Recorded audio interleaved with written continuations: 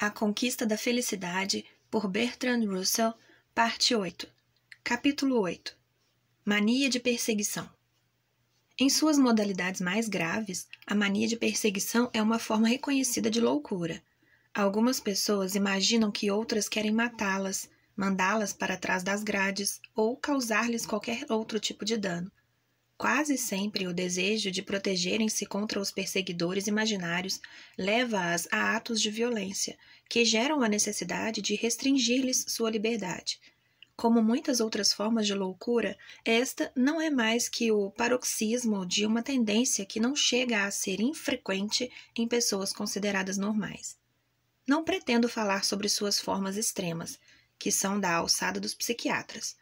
Minha intenção é examinar suas formas mais amenas, porque, não raro, causam a infelicidade e porque, como não chegam ao ponto de ocasionar no outro uma demência manifesta, esta própria pessoa pode resolver o problema, desde que esteja convencida de que diagnosticou corretamente seu transtorno e admita que a origem dele está em si própria e não na suposta hostilidade ou maldade dos outros.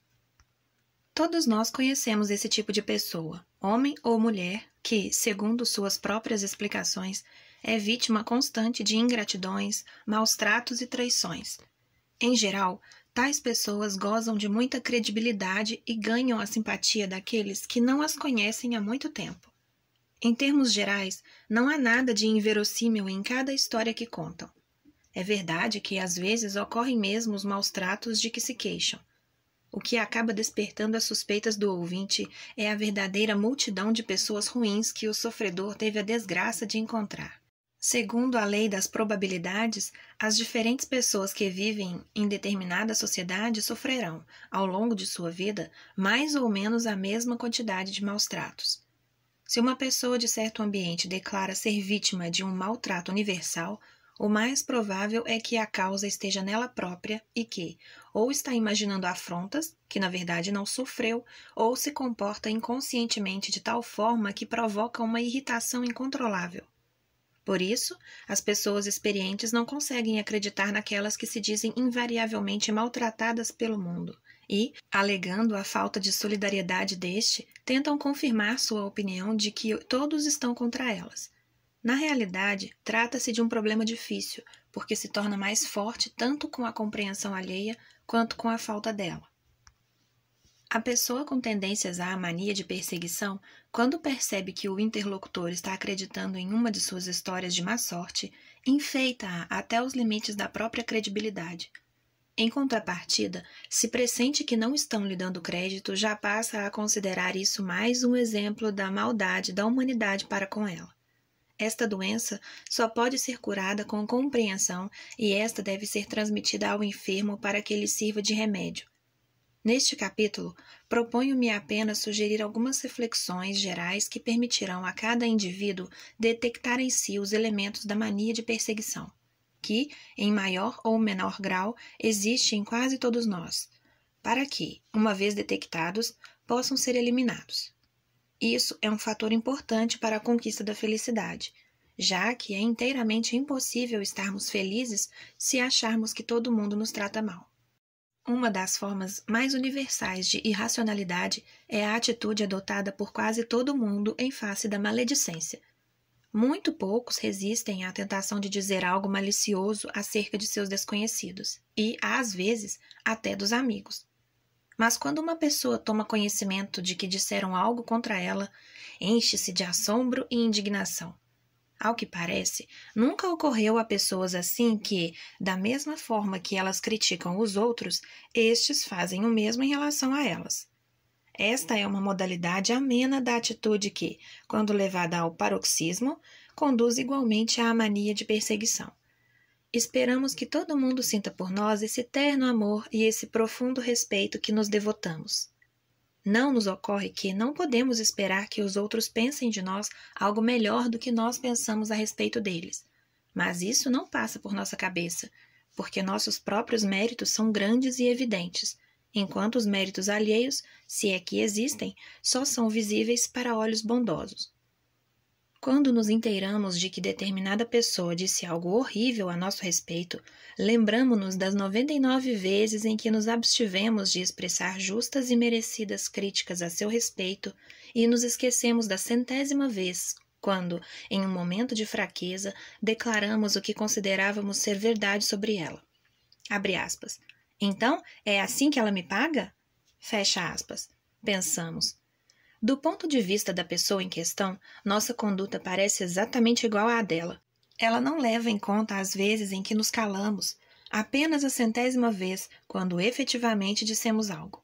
Se tivéssemos todos o poder mágico de ler os pensamentos alheios, suponho que a primeira consequência seria o rompimento de quase todas as amizades. O segundo efeito seria excelente, porque um mundo sem amigos seria insuportável e teríamos a necessidade de apreciar os outros sem termos que ocultar, através de um véu de ilusão que ninguém considera ninguém absolutamente perfeito. Sabemos que nossos amigos têm seus defeitos, mas que, em geral, são boas pessoas que gostam de nós. Não obstante, achamos intolerável que eles pensem o mesmo a nosso respeito. Queremos que pensem que nós, diferentemente do resto da humanidade, não temos defeitos. Quando nos vemos obrigados a admitir que os temos, levamos demasiadamente a sério um fato tão evidente. Ninguém deveria acreditar que é perfeito, nem se preocupar demais com o fato de não ser. A mania de perseguição lança sempre suas raízes em uma concepção exagerada de nossos próprios méritos. Suponhamos que sou um autor teatral. Para toda pessoa imparcial, é preciso ficar evidente que sou o dramaturgo mais brilhante de nossa época. Mas, por alguma razão, minhas obras quase nunca são representadas e, quando isso acontece, não são bem-sucedidas. O que pode explicar essa estranha situação? É claro que empresários, atores e críticos estão em conluio contra mim por algum motivo. E tal motivo, naturalmente, é outro grande mérito meu. Recusei-me a render homenagem aos tubarões do mundo teatral. Não adulei os críticos. Minhas obras contêm verdades que incomodam toda essa gente.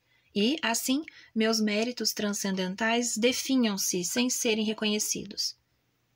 Temos também o caso do inventor que nunca conseguiu que alguém visse os méritos de seu invento. Para ele, os fabricantes seguem caminhos batidos e não querem saber de inovações, enquanto os poucos que acreditam no progresso têm sua própria equipe de inventores, os quais, por sua vez, barram a entrada dos gênios não autorizados. As associações científicas, por estranho que pareça, perdem os manuscritos que eles lhes enviou ou os devolveram sem ler. E ainda por cima, os indivíduos que poderiam ajudar mostram-se inexplicavelmente avessos à ideia. Como explicar tudo isso? Evidentemente, existe uma panelinha muito fechada que quer dividir entre si todos os benefícios que possa auferir com os inventos. Quem não pertencer a essa panelinha não tem condições de êxito. Há também o caso do homem com motivos autênticos de queixa, baseados em fatos reais, mas que generaliza à luz de sua experiência e chega à conclusão de que suas desgraças constituem a chave do universo. Digamos que ele tenha descoberto algum escândalo relacionado com o serviço secreto que interesse ao governo manter oculto. Não pode conseguir que tornem pública sua descoberta e as pessoas aparentemente mais influentes negam-se a mover qualquer palha para remediar o mal que o enche de indignação. Até aqui os fatos são como ele os conta. Mas as negativas lhe causaram tanta impressão que acaba acreditando que todos os poderosos estão ocupados exclusivamente em ocupar os delitos aos quais devem o fato de estarem no poder. As pessoas desse tipo são especialmente obstinadas, porque seu ponto de vista tem sua parte de verdade, mas, como é natural, o que as afetou pessoalmente causou-lhes mais impressão que outras questões, bem mais numerosas, das quais não tiveram experiência direta. Isso lhes dá um sentido errôneo da proporção e faz com que deem excessiva importância a fatos possivelmente excepcionais e não típicos. Outra vítima frequente da mania de perseguição é um certo tipo de filantropo que está sempre fazendo bem às pessoas, contra a vontade delas, e que fica horrorizado quando estas não lhe mostram gratidão. Nossos motivos para fazer o bem raras vezes são tão puros quanto imaginamos.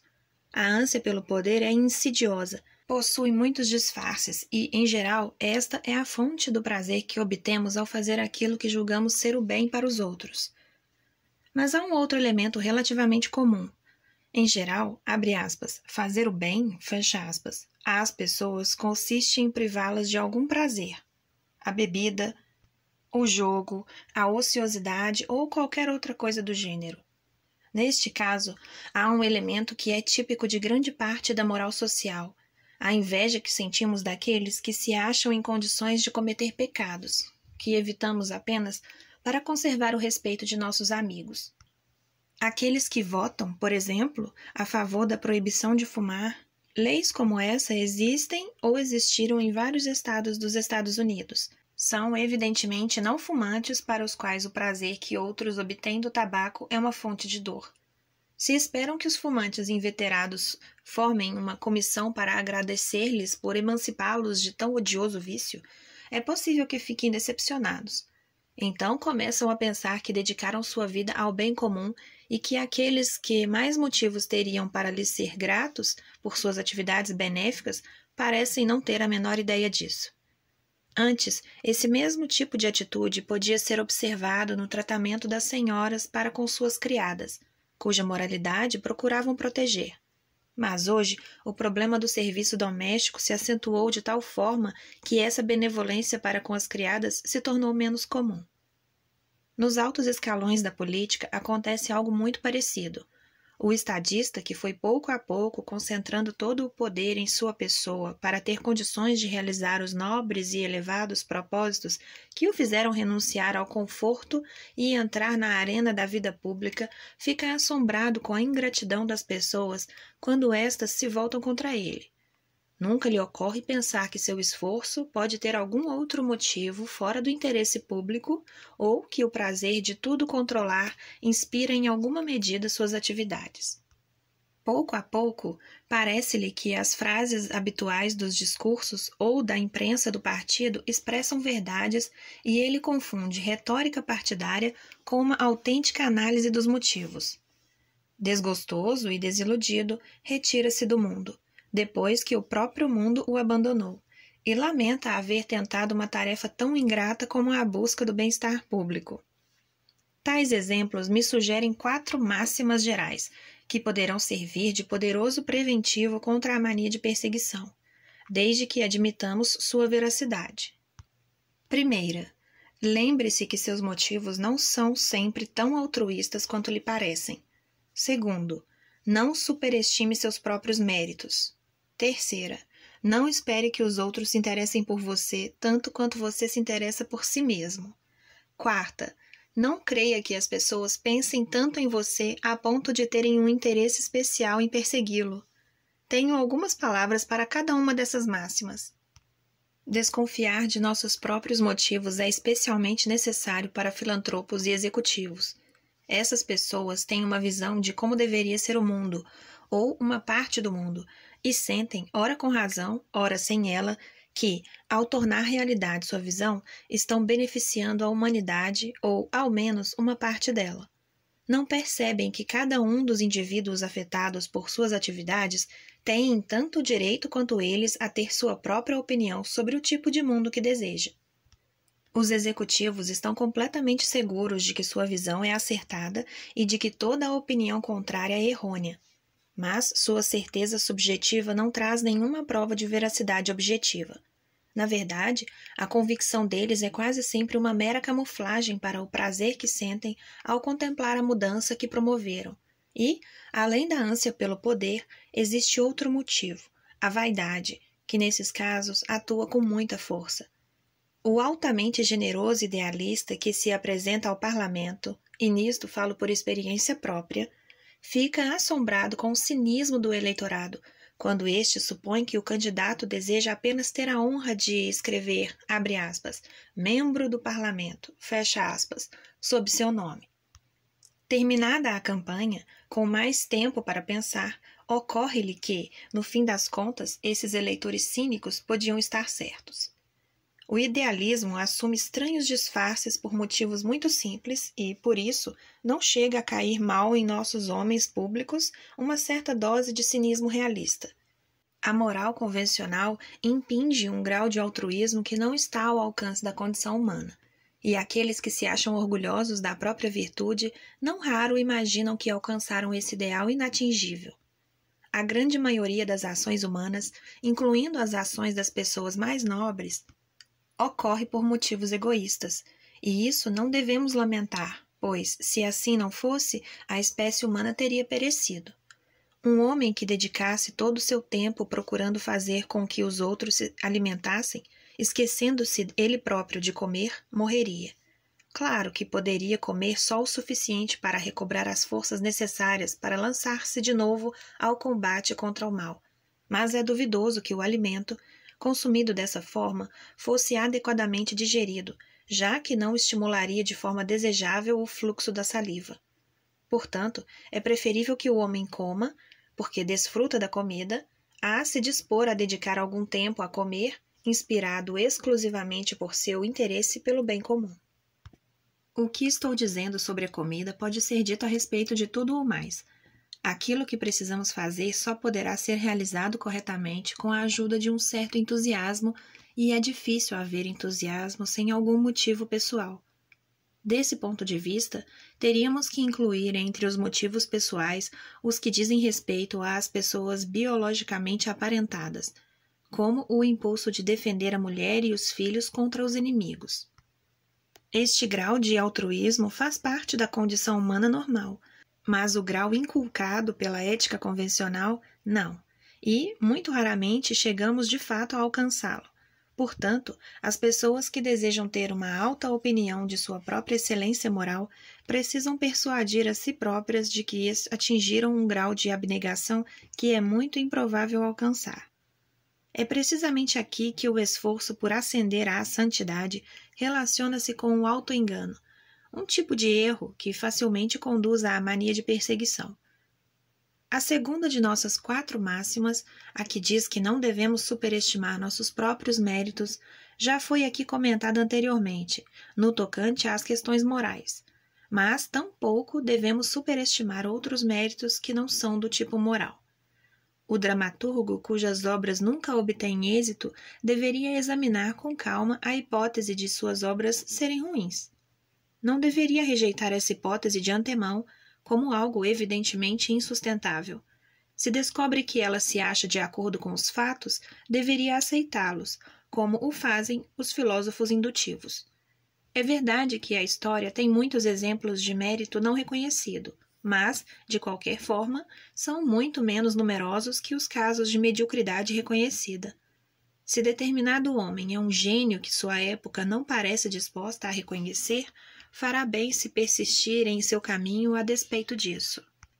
Mas, se é uma pessoa sem talento, inchada de vaidade, fará bem se não persistir. Não há como saber a qual dessas 2 categorias pertence a alguém, quando lhe domina o impulso de criar obras-primas desconhecidas. Se o leitor pertence à primeira categoria, sua persistência é heróica. Se pertence à segunda, ridícula. Só depois de 100 anos de morto será possível sabermos a que categoria pertencia.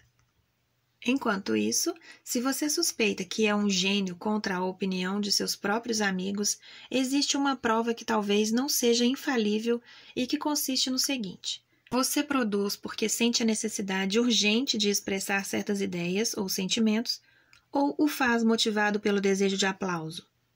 No artista autêntico, o desejo de aplauso, embora costume existir e seja muito forte, é, no entanto, secundário, no sentido de que o artista deseja criar certo tipo de obra e tem a esperança de que ela seja aplaudida, mas não mudará seu estilo ainda que não obtenha nenhum aplauso.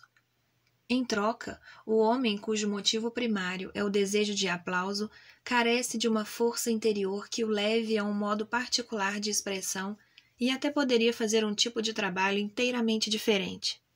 Este tipo de homem, se não consegue que prestem homenagem à sua arte, faria melhor se renunciasse a ela. E, falando em termos gerais, qualquer que seja sua atividade na vida, se você descobrir que os outros não valorizam suas qualidades da mesma forma como você o faz, não fique tão seguro de que eles é que estão enganados. Se você pensa assim, pode acabar acreditando que existe uma conspiração para impedir o reconhecimento de seus méritos, e alimentar pensamentos dessa natureza só lhe trará infortúnio. Reconhecer que nossos méritos não são tão grandes quanto os julgávamos pode ser doloroso no primeiro momento, mas é uma dor que passa, e, depois, voltarmos a ser felizes é perfeitamente possível. Nossa terceira máxima dizia que não devemos esperar muito dos outros. Nos velhos tempos, as senhoras inválidas achavam que ao menos uma de suas filhas se sacrificaria totalmente para assumir as tarefas como sua enfermeira, chegando inclusive a renunciar ao casamento. Isso é esperar do outro um grau de altruísmo contrário à razão, já que o altruísta perde mais do que ganha o egoísta. Em nossos relacionamentos com outras pessoas, e em especial com as mais próximas e queridas, é importante, embora às vezes difícil, recordar que elas veem a vida a partir de seu próprio ponto de vista e segundo as impressões de seu próprio ego. Não devemos esperar que nenhuma pessoa altere o curso principal de sua vida em benefício de outra. Em algumas ocasiões, pode existir um amor tão forte que até os maiores sacrifícios se mostrem naturais, mas, caso não sejam, ninguém é obrigado a fazê-los e ninguém deveria ser condenado por isso. Não raro, a conduta alheia que nos incomoda não é mais que uma saudável reação do egoísmo natural contra a voraz astúcia de uma pessoa, cujo ego se lança para além dos limites corretos. A quarta máxima, se o leitor ainda está lembrado, afirma que devemos nos convencer de que os outros perdem muito menos tempo pensando em nós do que julgamos. O louco, que sofre de mania de perseguição, imagina que todas as pessoas, que na verdade têm suas próprias ocupações e interesses, passam a manhã, a tarde e a noite empenhados em maquinar maldades contra o pobre lunático. De maneira semelhante, o indivíduo relativamente equilibrado, que sofre de mania de perseguição, vê em todo tipo de atos uma referência à sua pessoa que realmente não existe. Sem dúvida, essa ideia afaga sua vaidade. Se fosse um homem realmente grande, poderia ser verdade. Durante muitos anos, os atos do governo britânico tiveram como principal objetivo desbaratar Napoleão. Mas, quando uma pessoa sem qualquer importância especial imagina que os outros não passam um minuto sem pensar nelas, isso significa que já entrou no caminho da loucura. Digamos que o leitor pronuncie um discurso num banquete público. Nos jornais do dia seguinte aparecem fotos de outros oradores, mas nenhuma sua. Como se explica isso? Evidentemente, não é porque os outros oradores sejam considerados mais importantes. O motivo só pode residir no fato de que os donos dos jornais deram ordens para que você não aparecesse. E por que teriam ordenado isso? Evidentemente porque o temem, por causa da sua grande importância. Assim, a omissão de sua fotografia deixa de ser algo negativo para transformar-se num sutil elogio. Todavia, esse tipo de auto-engano não pode dar origem a uma felicidade sólida. No fundo de sua mente, você sempre saberá que os fatos ocorreram de outra forma e, para manter esse conhecimento o mais oculto possível, terá que inventar hipóteses cada vez mais fantásticas. Chegará o momento em que o esforço para acreditar nelas será grande demais, e como, além disso, trazem implícita a convicção de que você é vítima da hostilidade geral, a única maneira de proteger sua autoestima será produzindo a dolorosa sensação de que você está brigado com o mundo. As satisfações baseadas no auto-engano nunca são sólidas e, por mais desagradável que seja a verdade, é melhor enfrentá-la de uma vez por todas, acostumar-se com ela e dedicar-se a construir sua vida de acordo com ela.